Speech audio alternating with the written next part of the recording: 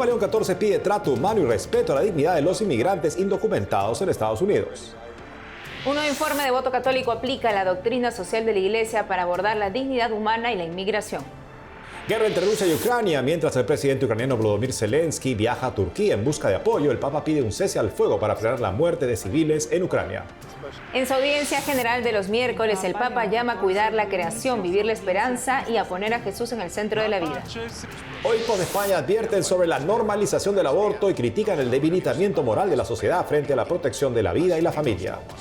Hola Natalie, comenzando el programa. Iniciamos el programa, Eddie, desde nuestros estudios en Lima, Perú. Gracias por acompañarnos en EWTN Noticias. Soy Eddie Rodríguez Morel. Bienvenidos, yo soy Natalie Paredes. En el día de San Odón de Cluny, conocido como el gran maestro de disciplina espiritual, iniciamos las noticias contándoles que en medio del debate migratorio en Estados Unidos, el Papa León XIV hizo un llamado a equilibrar la seguridad y la dignidad humana en la política migratoria estadounidense, respaldando el mensaje de los obispos y pidiendo un trato más humano para los migrantes. Escuchemos sus declaraciones del martes último a su salida de Castel Gandolfo, donde pasa unos días de descanso. Creo que tenemos que buscar formas de tratar a las personas de manera humana, tratándolas con la dignidad que les corresponde. Si hay personas que se encuentran en Estados Unidos de forma ilegal, hay formas de tratar esa situación. Hay tribunales, hay un sistema judicial. Creo que hay muchos problemas en el sistema. Nadie ha dicho que Estados Unidos deba tener las fronteras abiertas. Creo que cada país tiene derecho a determinar quién, cómo y cuándo entra la gente. Pero cuando las personas llevan una buena vida, y muchas de ellas durante 10, 15, 20 años, tratarlas de una manera que es extremadamente irrespetuosa, por decirlo menos, y lamentablemente ha habido algo de violencia. Creo que los obispos han sido muy claros en lo que han dicho, y creo que simplemente invitaría a todas las personas en Estados Unidos a escucharlos. Tras el mensaje especial sobre inmigración emitido por la Conferencia de Obispos Católicos de los Estados Unidos en su reunión plenaria de otoño, Catholic Vote ha publicado el informe titulado Aplicación de las leyes de inmigración y la conciencia cristiana. Si bien el llamado de los obispos es un llamado a la conciencia, como dice Kelsey Reinhardt, presidenta de Catholic Vote, el informe que presenta Catholic Vote pretende ser un llamado a la prudencia, que es una virtud cardinal, por supuesto, como se entiende. Ambas deben ir siempre juntas. Estamos justamente con Kelsey Reinhardt, presidenta y directora ejecutiva de Catholic Vote, para hablar sobre este informe. Kelsey, bienvenida al programa. Gracias, un placer. Pues Kelsey, háblanos de la importancia justamente de que la doctrina social de la Iglesia hable con todos sus elementos sobre un tema tan delicado justamente como la dignidad humana en condiciones de inmigración. Sí, queríamos generar un diálogo completo sobre la cuestión de la inmigración. Por eso elaboramos este informe. Muchas personas hablan de la dignidad de los migrantes, un aspecto fundamental de la doctrina social católica que debe respetarse. Sin embargo, a menudo se omiten otras cuestiones que también forman parte de la doctrina católica: la aplicación razonable de las leyes, el Estado de Derecho y la integración de los migrantes. Por ello quisimos abordar todos esos aspectos en un análisis más completo de la cuestión de la inmigración, un tema complejo que requiere integrar diversas verdades católicas. ¿Cómo se puede justamente integrar estas doctrinas tan importantes de la dignidad de la persona y también la necesidad de la regulación razonable de la política de migración y de las fronteras? Bueno, creo que hay un par de cosas muy importantes para eso, Eddie. Excelente pregunta. La primera es que la misericordia nunca debe usarse como arma contra la justicia. Al analizar la integración de estas dos cuestiones, surge el derecho de los migrantes a inmigrar. Esto no significa necesariamente al país de su elección, sino que, según el derecho internacional, suele significar al primer país que les ofrezca oportunidades. Pero también existe el derecho a la aplicación del Estado de Derecho y al control de las fronteras. En Estados Unidos no se trata de si se permite la inmigración, sino de cuánta. En este informe hemos constatado que Estados Unidos es el país más generoso del mundo en cuanto a inmigración legal. El segundo país que más inmigrantes acepta es Alemania. Estados Unidos acepta, de hecho, el doble en relación al porcentaje de población. Así pues, creo que al analizar esta situación, debemos afirmar que la misericordia y la justicia son inseparables y el Estado de Derecho es lo que realmente otorga dignidad a los inmigrantes. Por lo tanto, si esto se lleva a cabo mediante un proceso legal, es menos probable que esos inmigrantes sean explotados, que sean víctimas de la violencia de pandillas, la explotación de cárteles criminales, la trata de personas y la explotación sexual. Todas las terribles tragedias que hemos visto ingresar por la frontera en los últimos 4 años deben considerarse en estrecha relación. Y uno ve claro que el caos que hemos visto justamente en la situación de las fronteras en los Estados Unidos, y no solo ahí, últimamente también en Latinoamérica, en diversos países también ha habido ese tipo de, en fin, no influjo masivo de migrantes.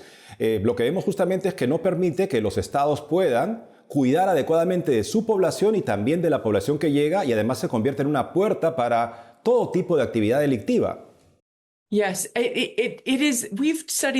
Hemos estudiado el caso de los Estados Unidos, pero las aplicaciones son universales. Partimos de los principios y luego hablamos de los juicios prudenciales que los laicos pueden hacer en el ámbito práctico de la inmigración. La Iglesia no tiene una doctrina oficial sobre inmigración más allá de los principios. Así pues, cuando se mantienen esos principios en conjunto, las aplicaciones son universales. Y diría que esto también se aplica en Latinoamérica. Por ejemplo, en Colombia y Perú hay una gran cantidad de venezolanos, creo que 8 millones, se encuentra ahora en exilio. Los países pueden preguntarse si esto desestabiliza su país, sin menoscabar la dignidad de los migrantes. Debemos mantener unidos esos dos aspectos, y el bien individual y el bien común debe considerarse simultáneamente. Por lo tanto, no creemos que este sea solo un informe para Estados Unidos. Creemos que este informe es válido para todo el mundo, Latinoamérica, el Reino Unido, y obviamente plantea las mismas preguntas sobre la asimilación de personas. ¿Cuántas personas se pueden ser acogidas? ¿Cuáles son las diferencias culturales? ¿Cómo contribuye esto a la delincuencia? ¿Cómo afecta a los pobres del país? ¿Cómo afecta a la nación en su conjunto? Estas son preguntas muy legítimas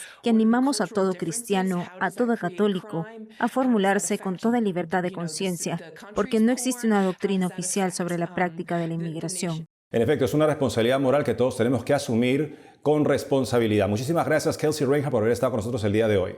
Gracias.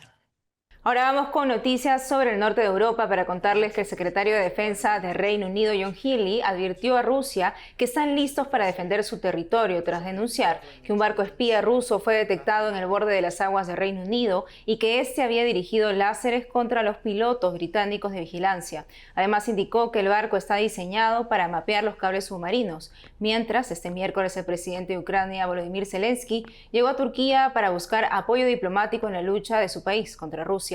El viernes entrarán en vigor las duras sanciones de Estados Unidos contra la industria petrolera de Rusia que buscan presionar a Vladimir Putin para sentarse a la mesa de negociaciones, informa Associated Press. En tanto, el Papa también se pronunció sobre lo que está pasando en Ucrania durante la rueda de prensa a su salida de Castel Gandolfo. Escuchemos. El problema es que El problema es que si no hay alto al fuego, si no llegan, digamos, a algún punto para hablar y ver cómo resolver este problema, desgraciadamente cada día muere gente y creo que debemos insistir en la paz, empezando por este alto el fuego y luego hablando. Ahora nos vamos al Vaticano, donde el Papa León XIV continuó con su ciclo de catequesis sobre la resurrección de Cristo y los desafíos del mundo actual, abordando temas que van desde el cuidado de la creación hasta el llamado espiritual a jóvenes, enfermos y familias. Sobre este importante mensaje informa nuestra corresponsal, Paula Flynn. El Papa León XIV dio inicio a su audiencia general como acostumbra con este saludo. La pace sea con voi. Dijo que dedicaría su mensaje a los retos del mundo actual y los contrastaría con la esperanza que trae la resurrección. La esperanza cristiana, dunque.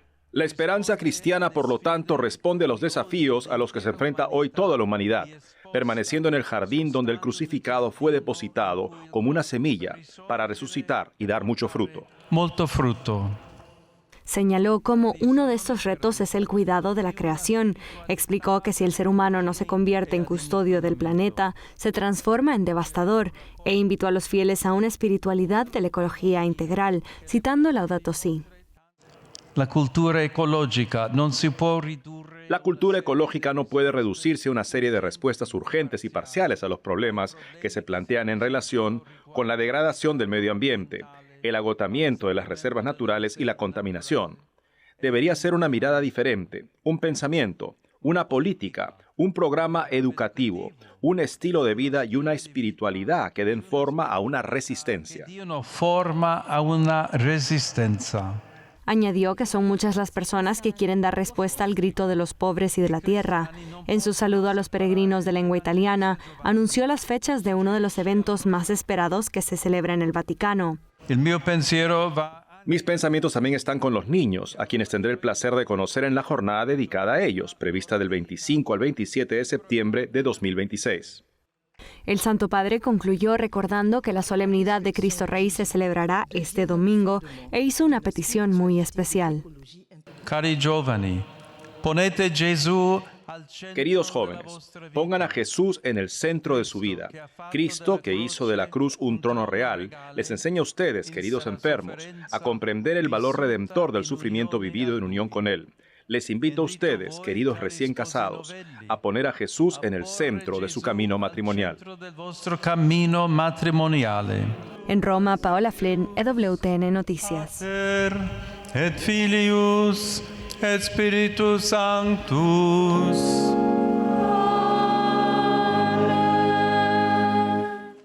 Y regresamos a las declaraciones del Papa León XIV a su salida de Castel Gandolfo, donde también se pronunció sobre la investigación canónica en curso al obispo de Cádiz y Ceuta, Rafael Sornosa, de 76 años, quien fue denunciado por supuestos abusos sexuales cometidos en los años 90, cuando era sacerdote en la diócesis de Getafe y dirigía un seminario. Escuchemos al Santo Padre. Cada caso, pues hay una serie de protocolos que están claramente establecidos, que tienen que ver el caso. El obispo mismo tenía que responder, él insiste sobre su inocencia. Se ha abierto una investigación, hay que permitir que la investigación vaya adelante y según los resultados habrá consecuencias. A las víctimas, pues en primer lugar, espero que encuentren siempre un lugar seguro donde puedan hablar, donde puedan presentar, digamos, sus casos. Y con esto, pues, la importancia de respetar también los procesos que sí requieren tiempo, pero ya hemos hablado también de la necesidad de seguir los pasos indicados por la justicia, en este caso de la Iglesia. Y continuando con la información sobre España, les contamos que durante la Asamblea Plenaria de los Obispos, el presidente de la Conferencia Episcopal, Monseñor Luis Argüello, analizó la cuestión del aborto, que ha renacido en el debate público debido a la pretensión de algunos políticos de elevarlo a derecho constitucional y la imposición de un registro obligatorio de objetores de conciencia. Escuchemos su mensaje en declaraciones a nuestro corresponsal Nicolás de Cárdenas. La sociedad occidental ha escondido completamente la cuestión del aborto bajo la alfombra. La tragedia de 73 millones de abortos al año en el mundo, 100.000 en España, se han normalizado. Hemos llegado a un punto de extrema irracionalidad en materia de la bioética al servicio de la biopolítica. La legislación puede castigar con una multa de 15.000 euros y 2 años de cárcel si se destruye un huevo de águila, pero da todo el derecho a matar a un hijo con síndrome de Down hasta el final del embarazo. El atajo del aborto para solucionar problemas que exigen políticas públicas en favor de la familia y de la vida es síntoma del debilitamiento moral de nuestra democracia. En Cisjordania, la zona palestina ocupada por Israel, un israelí murió y 3 resultaron heridos tras ser apuñalados el martes. Los atacantes fueron abatidos por las tropas de Israel. Esto se dio un día después de que colonos israelíes incendiaran coches y casas palestinas en otras zonas, señala Associated Press, lo que se suma a una ola de ataques de colonos a aldeas palestinas de Cisjordania en los últimos meses. Los enfrentamientos entre palestinos y colonos en esta región se han intensificado por las operaciones militares israelíes en Cisjordania luego del inicio de la guerra entre Israel y Hamás en Gaza. Nos vamos a una pausa, pero al volver descubrimos cómo funciona el Vaticano, un pequeño estado con leyes, ministerios y servicios propios que permiten a la Santa Sede gobernar la Iglesia Católica y garantizar la universalidad de su misión. Además, el Santo Padre afirma que quiere viajar a Perú, Argentina, Uruguay y México. Dice que el año que viene se irán programando los viajes y la agenda marcará los tiempos. Regresamos con más noticias con Enfoque Católico.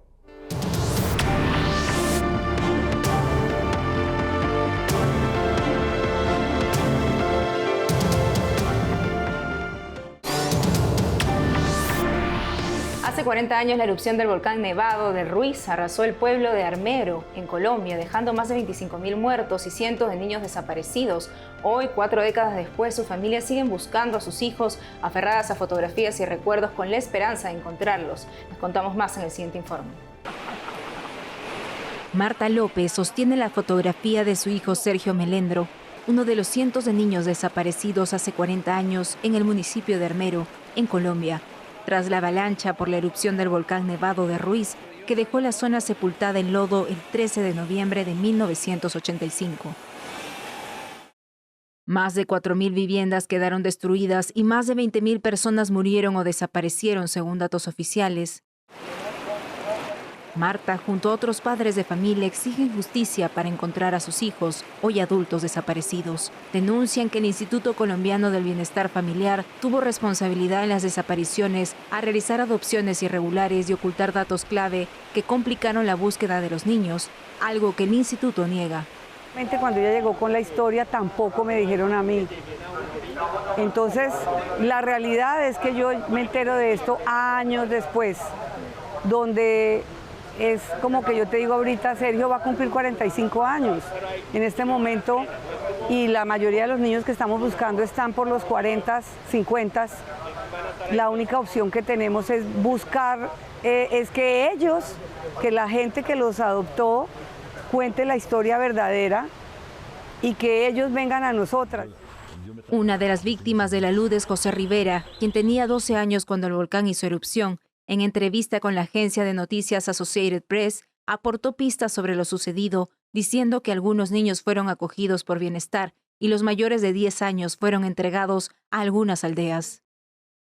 Quedé vivo, pero me cogió la avalancha, me llevó 3 kilómetros o 4 hacia la Mariquita. Entrando y saliendo, pues, eso no puede uno nadar porque pues, era lodo muy pesado. La Fundación Armando Armero, cuya misión es ayudar a los sobrevivientes de la tragedia, dice que 583 niños fueron reportados como desaparecidos después del deslizamiento de tierra y que unos 150 fueron rescatados con vida. Hasta ahora solo han habido 4 reencuentros entre adoptados y sus padres, mientras que las familias de víctimas siguen denunciando negligencia estatal. Por su parte, la Conferencia Episcopal de Colombia recordó el 13 de noviembre en un video que tras la devastación activó 7 jurisdicciones eclesiásticas a través de su pastoral social para brindar consuelo y refugio a quienes perdieron a sus familias, sus hogares y sus seres queridos. Visitamos la región llevando recursos, visitando los sobrevivientes, dando consuelo a la gente, ofreciendo como eucaristías por los que habían perecido en esa tragedia. A 40 años después de la tragedia, la acción de la Iglesia en Armero persiste en la restauración del tejido social y comunitario del municipio. Mientras los padres continúan buscando a sus hijos, la memoria de Armero se sostiene también en la fe. Aquella imagen del Papa San Juan Pablo II arrodillado ante la cruz en 1986 sigue siendo un signo de esperanza para una comunidad que aprendió a levantarse entre el lodo y el dolor. Y en el corazón de Roma se encuentra la Ciudad del Vaticano, un lugar único que funciona con sus propias leyes, estructuras y servicios para la Iglesia Católica. Nos adentramos en su funcionamiento y en el papel de la Santa Sede para conocer de cerca cómo este pequeño Estado gestiona las leyes y qué particularidades tiene que no se encuentran en ningún otro lugar del mundo. En entrevista exclusiva, Monseñor Juan Ignacio Arrieta, secretario del Dicasterio para los Textos Legislativos, explicó a nuestra corresponsal Paola Flynn cada detalle. Veamos la entrevista. Monseñor Juan Ignacio Arrieta, gracias por concedernos la entrevista. Muchísimas gracias a vosotros por venir. Usted es secretario del Dicasterio para los Textos Legislativos. ¿Dónde estamos? Sí, este es un dicasterio de la Santa Sede. El dicasterio son los ministerios de la Santa Sede, es como los departamentos que sirven al Papa en la curia para gobernar la Iglesia. Mientras estamos en la tierra, la Iglesia funciona como una sociedad que está presente en cada diócesis con su obispo. Entonces esa sociedad tiene sus leyes específicas que regulan pues también cosas de liturgia o pues propiedad o cómo se rige, cómo se ve si un matrimonio ha sido nulo, que no ha existido nunca, porque en la iglesia no hay divorcio. Hay tantos detalles del Vaticano que llaman la atención, ¿no? Por ejemplo, tiene sus propias leyes, como ha mencionado. ¿Qué sucede si se comete un crimen en el Vaticano? Aquí la organización de la Santa Sede, el mundo que rodea al Papa, digamos, hay 2 organizaciones que son distintas. Una es la Curia Romana, que es esto que está formado por los ministerios, pero hay también aquí en toda esta organización el Estado de la Ciudad del Vaticano, que es un pequeñito estado, solo medio kilómetro cuadrado, que se inventó para proteger la independencia del Papa de todo poder temporal. Entonces, esto es una cuestión histórica. La Iglesia desde siempre en la historia ha querido que el mensaje religioso, el credo religioso, que tiene que estar presente en muchos países, en todo el mundo, pues fuera un mensaje limpio, que no condicionado por opciones temporales de carácter político, de carácter de preferencias de un país y de otro, en fin, esto siempre. Entonces, por eso realmente el único ciudadano de verdad es el Papa. O sea, todo está pensado para el Papa. Volviendo un poco a las distintas estructuras que hay dentro del Vaticano, hay un banco, hay una radio, hay un servicio postal. ¿Cuál es la necesidad de todos estos distintos servicios? Sí.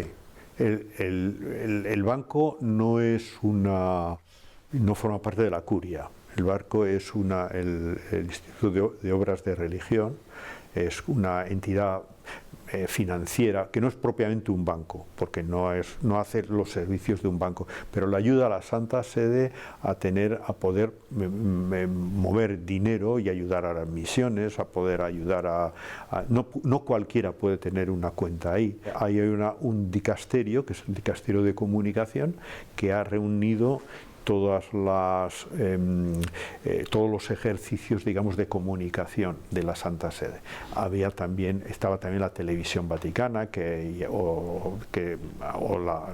Observatorio Romano, o la editorial vaticana, toda una serie de entidades. ¿Y el servicio postal, qué pasa con las millones de cartas que recibirá el Papa al Vaticano?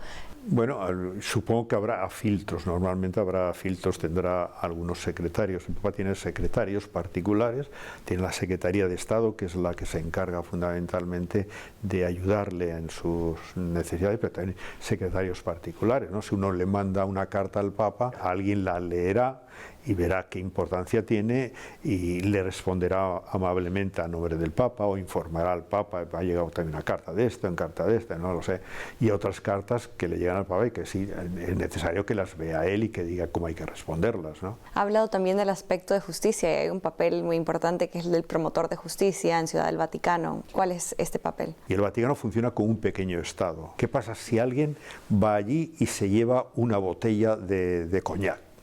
Roba una botella de coñac, se la mete en el bolsillo y sale, ¿no? Entonces ese lo pillan, ¿no? Entonces ese es un delito civil del Vaticano, no es un delito canónico, no ha cometido un delito propiamente canónico, claro, que son cosas mucho más serias. Y entonces ese señor lo cogen los gendarmes y lo llevan a la justicia, y ha habido gente que la han juzgado pues porque había habido un delito, pues no sé, de tráfico de noticias, o sea, de violación del secreto. Va y dice, bueno, usted 5 años o 2 años de cárcel. Y va ¿A qué cárcel? En el Vaticano hay una cárcel, algunas personas que han pasado cárcel por delito como consecuencia de una sentencia de prisión. Ahí también la Santa Sede establece una convención para el traslado para que puedan sufrir condena, cumplir condena en el país de origen. Eso también hay. Hay la posibilidad de que el Vaticano encomiende a Italia un juicio penal. Por ejemplo, se acordarán cuando el atentado a Juan Pablo II, que eso fue en Plaza de San Pedro, que es territorio vaticano. Plaza de San Pedro es territorio vaticano.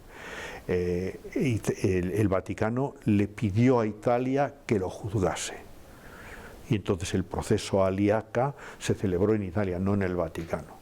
Monseñor Arrieta, 40 años viviendo en Roma, sí, casi ya 20 en el Vaticano. ¿Cuál es este aspecto del Vaticano que es más cercano a usted? Bueno, aquí lo más impresionante es cómo uno toca la universalidad de la Iglesia. Vivimos la misma fe. y creemos en las mismas cosas. Entonces tocar eso, aquí en trabajamos, estás continuamente trabajando con gente que son de otros países, de otros idiomas, de otras culturas, y estás tocando la universalidad de la Iglesia. Eso es muy bonito. Muchísimas gracias, Monseñor Arrieta. Nada, muchas gracias a ustedes. El Papa León XIV sigue generando expectativas sobre sus próximos viajes apostólicos. En rueda de prensa anoche, a su salida de Castel Gandolfo, el Santo Padre mencionó algunos países que le gustaría visitar, pero dejó en claro que su agenda depende de los compromisos diarios, aunque mantiene la ilusión de llegar a países en América Latina. Escuchemos sus declaraciones. Encantado de viajar, mi problema es programar con todos los compromisos, pero si a Fátima, a Guadalupe también, en México, Uruguay, Argentina pendientes, también ir al Perú, por supuesto, etcétera, etcétera. Nos despedimos con el tráiler de la película Los Domingos, en estreno en España, sobre la vocación religiosa de un adolescente desde una perspectiva muy real. La película ganó el premio Concha de Oro en San Sebastián y además el premio Ignis, que se da a obras de valor cinematográfico que además tienen una dimensión humanística abierta al diálogo. Hasta mañana.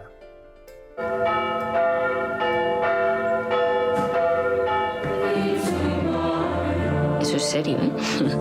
Lo de la vocación. No entiendo ese empeño tuyo en encerrarte allí con 4 viejas. ¿Tú lo has animado a que vaya a la universidad? ¿Le has explicado por qué te parece una locura que se encierre en un convento? Son monjas de clausura, ¿eh? Había pensado, si Ainara sabe que puede contarme lo que sea. Lo sabes, ¿verdad? ¿Por qué no la llevas al psicólogo? No está loca. Pero algo le pasa. Pero vos no ves que atacándola así solamente vas a conseguir alejarla más de lo que eso está. La fe es un regalo de Dios. ¿Se tiene o no se tiene? Es verdad que el amor es un sentimiento poderoso, pero tú tienes que experimentar muchísimas cosas. Tienes 17 años, Ainara. No, lo que tenemos que intentar es generar espacios donde tenga otros puntos de vista. ¿Te estás riendo de mí? ¿Y tus queridas monjas también te estás riendo? ¡Contesta! Tú sigues prestando la atención. Igual ese es el problema, ¿eh? Demasiada atención. Déjala respirar. No le insistimos. Le hacemos la maleta y se la ponemos ahí dentro. Si te vas, te voy a echar tanto de menos. Es una vocación religiosa. No se le va a pasar porque le ofrezcas un plan mejor. ¿Cómo se le va a pasar? Bueno, pues no lo sé, Maite. ¿Cómo se le va a pasar? No tengo ni idea.